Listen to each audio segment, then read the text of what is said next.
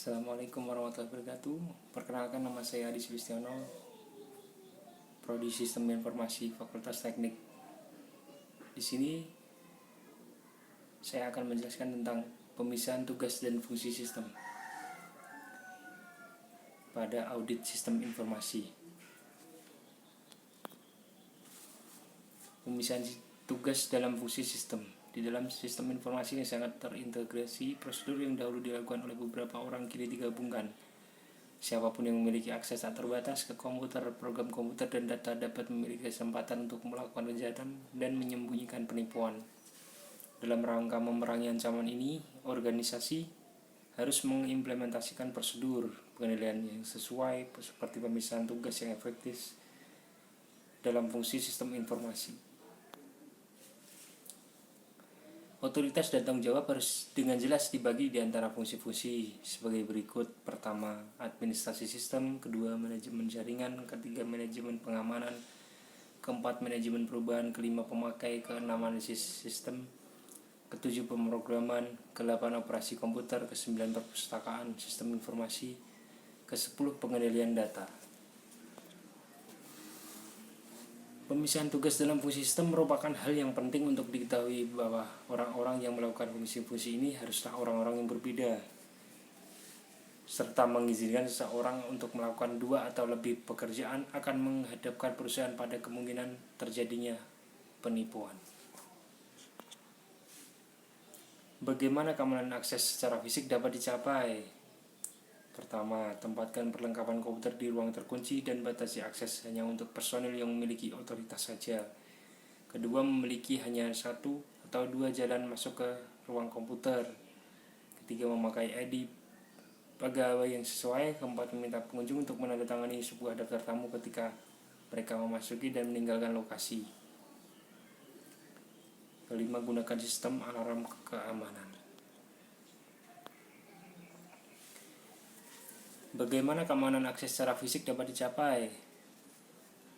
Langkah-langkahnya: pertama, batasi akses atas saluran telepon pribadi dan tidak terdeteksi, atau atas terminal dan PC yang memiliki otorisasi.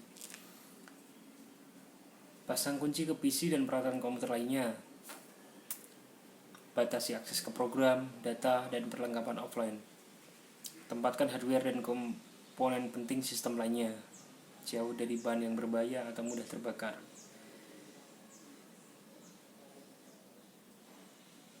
Kelima, pasang detektor asap dan api serta pemadam kebakaran yang tidak merusak perlengkapan komputer.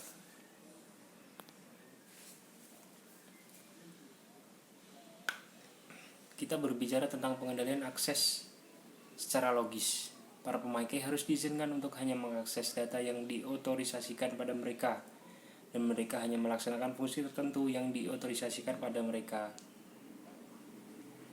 Apa sajakah pengendalian atas akses secara logis itu? Ada password, ada identifikasi melalui kepemilikan fisik, ada identifikasi biometris, dan ada uji kesesuaian. Perlindungan PC dan jaringan klien atau server. Banyak kebijakan dan prosedur untuk pengendalian komputer utama dapat diaplikasikan untuk jaringan PC.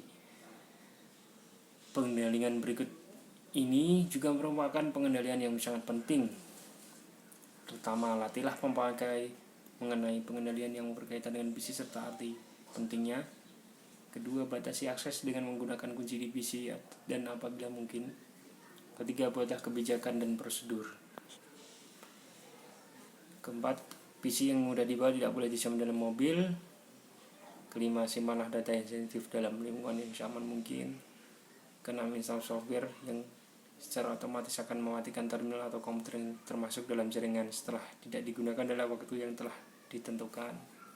Buat cadangan hard drive secara teratur, enkripsi, dan lindungi file dengan password. Buatlah dinding pelindung dalam sistem operasi. Memastikan bahwa PC harus diboot dalam sistem pengamanan. Gunakan pengendalian password berlapis untuk membatasi akses pegawai ke data yang tidak sesuai. Gunakan spesialis atau program pengaman untuk mendeteksi kelemahan dalam jaringan.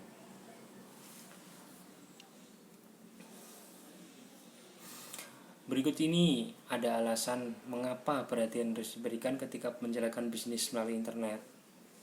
Alasannya, ukuran dan kompleksitas internet yang sangat besar. Kedua, internet menawarkan variabilitas yang sangat besar dalam hal kualitas, kompatibilitas, kelengkapan, dan stabilitas produk dan pelayanan jaringan. Ketiga, akses pesan ke yang lain. Keempat, banyak website yang pengamanannya salah. Kelima, hacker tertarik pada internet.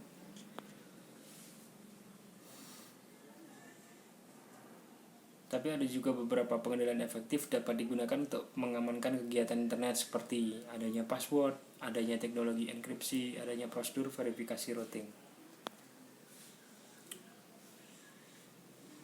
Pengendalian lainnya adalah dengan cara memasang firewall, hardware, dan software yang mengendalikan komunikasi antara jaringan internal perusahaan yang kadang-kadang disebut sebagai jaringan yang dipercaya dan jaringan luar atau jaringan yang tidak dipercaya. Firewall adalah merupakan pembatas antar jaringan yang menghalangi keluar masuknya informasi yang tidak diinginkan dalam jaringan yang dipercaya. Amplop elektronik dapat melindungi pesan email. Kita berbicara tentang keterpeliharaan. Dua kategori pengendalian yang memandu memastikan keterpeliharaan sistem adalah: pertama, pengembangan proyek dan pengendalian akuisisi. Kedua, perubahan pengendalian manajemen.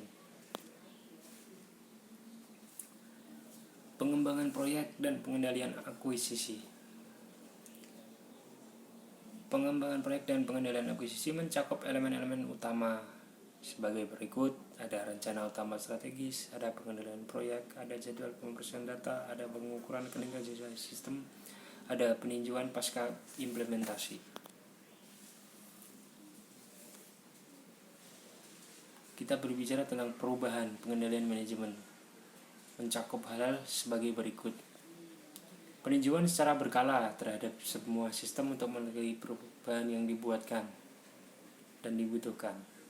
Semua permintaan diserahkan dalam format yang baku. Pencatatan dan peninjauan permintaan perubahan dan penambahan sistem dari pemakai yang diotorisasi. Penilaian dampak perubahan yang diinginkan terhadap tujuan, kebijakan, dan standar keandalan sistem.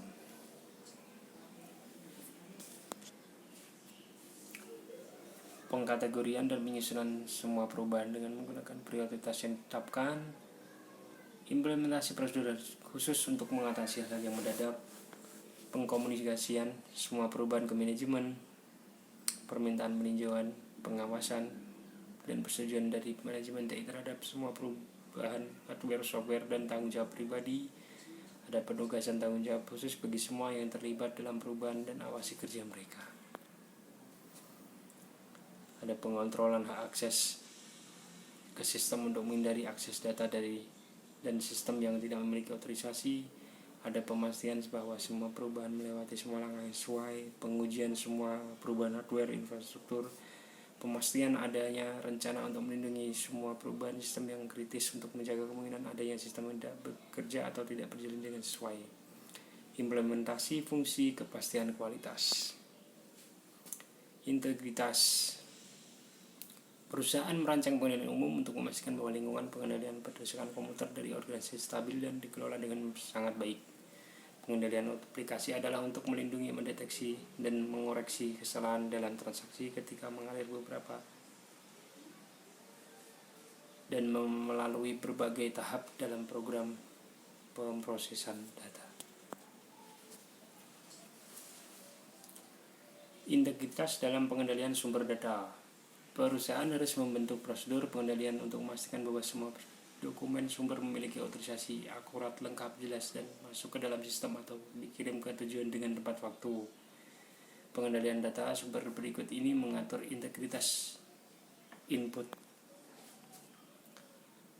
Pertama, desain formulir.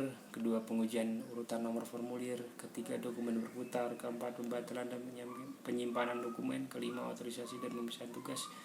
Keenam, visual scanning. Ketujuh, verifikasi digit pemeriksaan. Kedelapan, verifikasi kunci.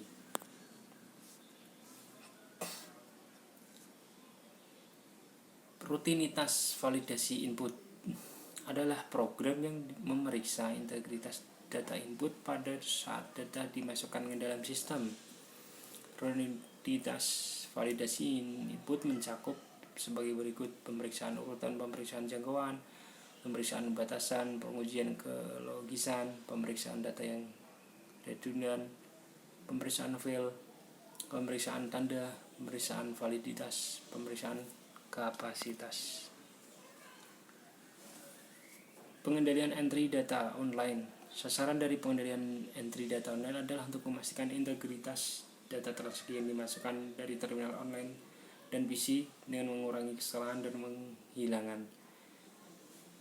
Pengendalian entry tersebut, data online tersebut mencakup sebagai berikut: pemeriksaan field, batasan, jangkauan, kelogisan, tanda, validitas, dan data redundant. Nomor ID pemakai, pengujian kompatibilitas. Jika memungkinkan, sistem harus memasukkan data transaksi secara otomatis. Pemberitahuan, pra-pemformatan, pengujian kelengkapan, verifikasi close loop, catatan transaksi, pesan kesalahan. Data yang dibutuhkan untuk mereproduksi dokumen entry data online harus disimpan seperlunya untuk memenuhi persyaratan legal.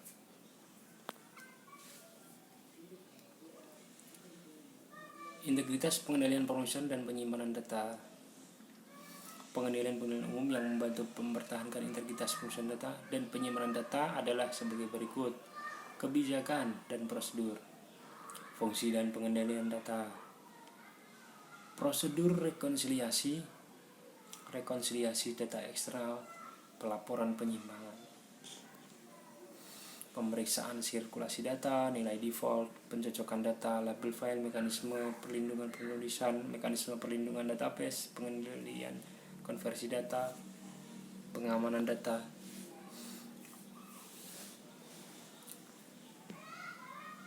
Sekarang kita akan menjelaskan tentang fungsi pengendalian output data. Fungsi pengendalian data seharusnya meninjau kelogisan dan kesesuaian format semua output dan merekonsiliasi total pengendalian input dan output yang berkaitan dalam setiap hari.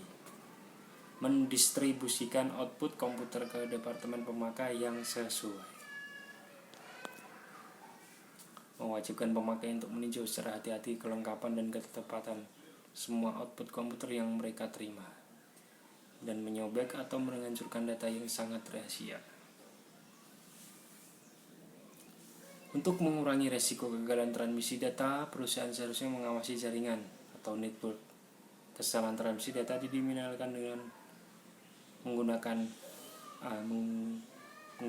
enkripsi data. Kedua, prosedur verifikasi routing. Ketiga, pemeriksaan kesamaan. Keempat, teknik pengetahuan pesan.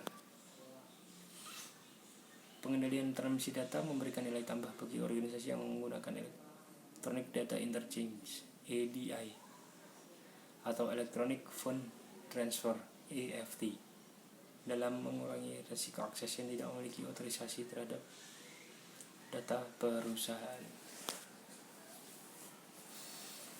Pengendalian transmisi data. Dalam lingkungan seperti ini, pengendalian internal yang baik dapat dicapai dengan menggunakan sejumlah prosedur pengendalian. Pertama, akses fisik ke fasilitas harus dikendalikan secara ketat. Kedua, identifikasi elektronik harus diwajibkan untuk semua terminal network yang memiliki otorisasi. Ketiga, prosedur pengendalian akses logis yang ketat merupakan hal yang penting, dengan password dan nomor telepon penghubung diubah secara berkala.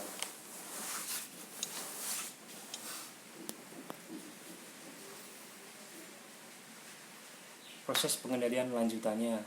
Enkripsi harus digunakan untuk mengamankan data yang disimpan secara data yang dikirim. Rincian semua transaksi harus dicatat yang ditinjau ulang secara berkala untuk mengetahui jika ada transaksi yang tidak valid. Sekian, terima kasih. Saya rasa cukup sekian yang bisa saya jelaskan pada materi ke-11, audit sistem informasi. Terima kasih. Saya dengan nama Adi Sulistiono, NIM 201853157, mengucapkan terima kasih atas waktunya. Assalamualaikum warahmatullahi wabarakatuh.